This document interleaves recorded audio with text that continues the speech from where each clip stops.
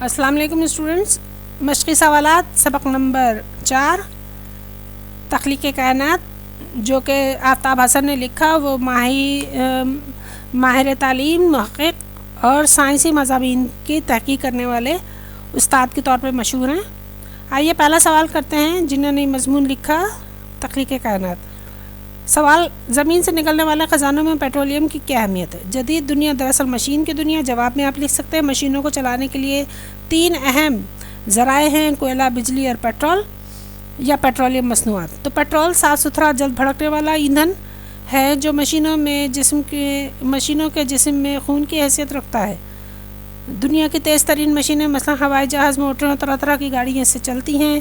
بحری، زمینی یعنی کہ وہ سمندری، بری یعنی زمینی اور فضائی یعنی ہوائی کسی بھی مشین میں پیٹرولیم مصنوعات استعمال ہوتی ہیں.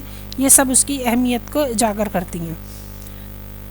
پیٹرولیم کا دن دریافت ہے. اس کے حوالے میں ہم آپ ذکر کرتے ہیں کہ انجیل میں اس کا ذکر ہے. قدیم مورخ ہیروڈوٹس بابل کے قریب ایک تیل کے چشمے اور جزیرے زانٹا جو کہ ہزاروں سال سے تیل پتہ کر رہا ہے اس کا ذکر کر رہا ہے. دوسرے حوالے میں ہم کہہ سکتے ہیں کہ پرانی چینی کے جاپانی کتب میں مدنی تیل کا ذکر ہے. اور سیاح مارکو پولو اپنے سفر میں باکو جو کہ جزیرہ آذربائیجان کا دارالخلافہ اور بڑا شہر ہے، یہاں پہ بھی تیل کے چشموں کا ذکر تفصیل سے ہوتا ہے. اس کے ذخیرے کا اندازہ اس بات سے بھی لگا سکتے ہیں کہ اس سے 100 جہازوں کو بھرا جا سکتا تھا. اس کے علاوہ چینی لوگ حضرت عیسیٰ کے پیدائش سے بہت پہلے بھی زمین کھود کر تیل نکالتے تھے. برما میں ایسے قدیم چشمے آج بھی موجود ہیں جن سے تیل نکل رہا ہے. اگلا سوال ہمارا ہے قدیم دور میں پیٹرول کس طرح استعمال کیا جاتا تھا؟ قدیم زمانے میں تیل جلانے کے کام آتا تھا. اس کے علاوہ دوا کے طور پر زخموں کو اچھا کرنے کے لیے اور اس میں سے بخارات کو پاک کر کے بخارات کو نکال کر قیر یا پچ بنا کے کشتیوں کو پانی کے اثر سے محفوظ رکھنے کے لیے وارنش اور پینٹ کے طور پر بھی استعمال کیا جاتا تھا. ٹھیک ہے.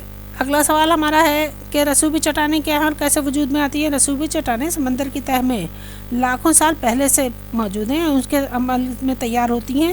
یہ مسامدار چٹانیں ہوتی ہیں جن کے اوپر ایک سخت غیر مسامدار چٹان بھی کی ایک تہہ موجود ہوتی ہے.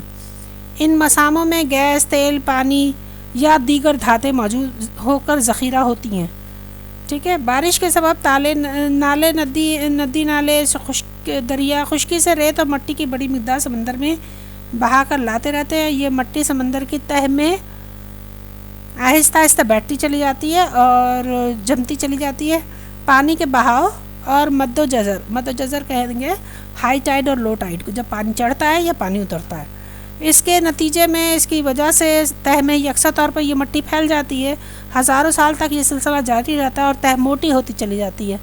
دباؤ کے نتیجے میں سمندر کا دباؤ ہو، زمین کا دباؤ ہو، مٹی کی تہوں کا دباؤ ہو، یہ تہہ سخت ہو کر چٹان کی شکل اختیار کرتی ہے.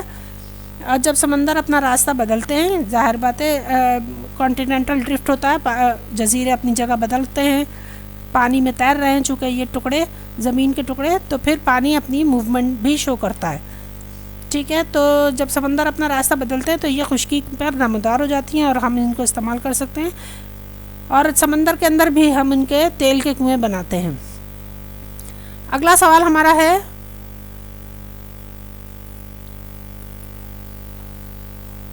کہ موجودہ دور میں پیٹرولیم کی کیا اہمیت ہے اور اس کے استعمالات کیا؟ یہ ایک مضمون کے طور پر آپ استعمال کر سکتے ہیں.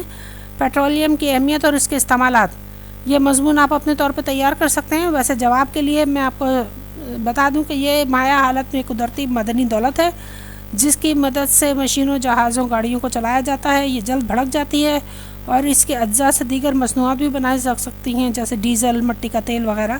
یہ سب پیٹرولیم مصنوعات ہیں. اسی طرح تاریخ گواہ ہے کہ اس سے ادویات بھی بنائی گئی.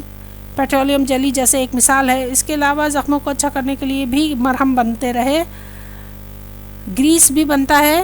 گریس یعنی پچ یا قیر، جس کے ذریعے ہم لوہے اور لکڑی کی بنی اشیاء کو زنگ لگنے سے یا خراب ہونے سے بچا لیتے ہیں. غرض اس کے کئی استعمالات ہیں. اس کے علاوہ آپ تحقیق کر کے دیگر استعمالات اور اہمیت بتا سکتے ہیں اور اپنا مضمون تیار کر سکتے ہیں. اگلا سوال ہے پیٹرولیم کی تلاش کے لیے کس قسم کا علاقہ موزوں ہے؟ پیٹرولیم تلاش کرتے ہوئے ہمیں زمین کو دیکھنا ہے کہ کیا وہ مسامدار چٹانوں کی بنی ہوئی ہے اور اس کے اوپر ایک غیر مسامدار چٹان بھی موجود ہے تاکہ اس میں محفوظ رہے تیل، جس میں تیل محفوظ رہے۔ اس کے علاوہ اندرونی بناوٹ کیسی ہے، پورس موجود ہیں تاکہ تیل دور دور سے رس کر سمٹ کر ایک جگہ جمع ہو جائے۔ اس کے علاوہ ہمیں یہ بھی دیکھنا ہوتا ہے کہ تیل کی تلاش میں جو جگہیں ہیں اس میں ریت کا پتھر، چونے کا پتھر اور دوسری تہیں موجود رہیں اور مسامدار علاقہ ہو جس میں تیل موجود رہے، ٹھیک ہے۔ تو یہ ایسے علاقے موزوں ہوتے ہیں پیٹرول کی تلاش کے لیے۔ جیولوجسٹ یا ماہر ارضیات اس پر کام کرتے ہیں۔ یہ دھیان رکھیے گا کہ آتش فشانی علاقوں میں چٹانیں سخت ہو جاتی ہیں تو وہاں پر بعض اوقات تیل کا ملنا مشکل ہے، باقی معدنیات مل سکتی ہیں۔ اچھا، سوال نمبر 2 ہے، نشاندہی کریں کہ کون سے الفاظ مذکر کون سے مؤنث ہیں۔ اب آپ اندازہ لگائیے گا، مسام بند ہوتے ہیں یعنی مذکر، چٹان ٹیڑھی ہے یعنی مؤنث، تہ موٹی ہے یعنی مؤنث، شکن ماتھے کی شکن گہری ہے یعنی مؤنث، دریا اپنا رخ بدلتا ہے یعنی مذکر، اس بات کا کیا سبب ہے، کا کیا سبب ہے یعنی مذکر، اس بات کی کیا تفصیل ہے، کی تفصیل ہے یعنی مؤنث، اس چیز کی بناوٹ کیا ہے، کی بناوٹ یعنی مؤنث، تالاب گہرا ہے یعنی مذکر، قوت کم ہے یعنی اس بازو کی قوت کم ہے تو یہ مؤنث، ٹھیک ہے۔ اس کے علاوہ اگلا جو سوال ہے، سوال نمبر 3، اس میں نشانات لگائیے۔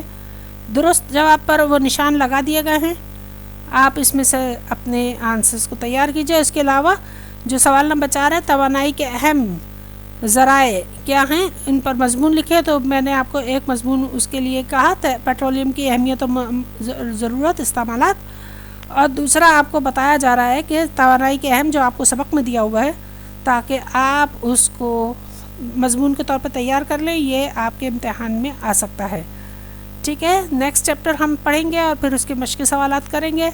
چینل کو سبسکرائب کیجئے اور کوئی ضرورت ہو تو کمنٹس باکس میں ضرور لکھیے۔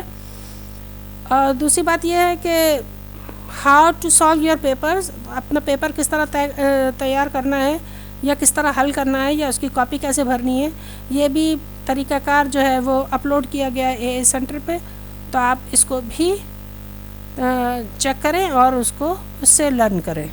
Thank you so much, next سبق کے ساتھ ملتے ہیں۔